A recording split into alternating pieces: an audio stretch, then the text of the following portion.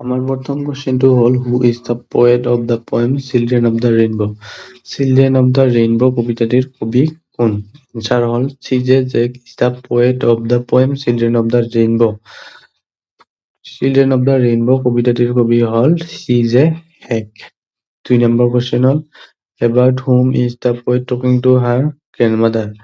কবিয়ে কাৰ বিষয়ে তেওঁৰ আইতাকৰ সৈতে কথা পাতি আছিল? এনচাৰ হ'ল the poet is talking about A dark skin colour girl two her গ্ৰেণ্ডমাদাৰ। আৰু কবিয়ে এজন ক'লা ৰঙৰ ছোৱালীৰ বিষয়ে তাৰ আইতাকৰ লগত কথা পাতি আছিল। 3 নম্বৰ হ'ল হোৱাই ডু দ্য আদাৰ চিলড্ৰেন টিচ দ্য গাৰ্ল? বেলেগ ল'ৰা-ছোৱালীবোৰে সেই ছোৱালীজনীক কিয় জোকাইছিল? এনচাৰ হ'ল দ্য আদাৰ চিলড্ৰেন টিচ the girl because her skin is different colour and looking dark. বেলেগ ল'ৰা-ছোৱালীবোৰকে সেই ছোৱালীজনীক জোকাইছিল কাৰণ তেওঁৰ গাৰ ৰং বেলেগ আৰু ক'লা আছিল। 4 নম্বৰ হ'ল হোৱাট ডাজ দ্য গ্ৰেণ্ডমাদাৰ চে এবাউট দ্য চিলড্ৰেন? আইতাকে ল'ৰা-ছোৱালীৰ বিষয়ে কি কৈছিল? এনচাৰ হ'ল the grandmother said that the life of a children are rainbow'.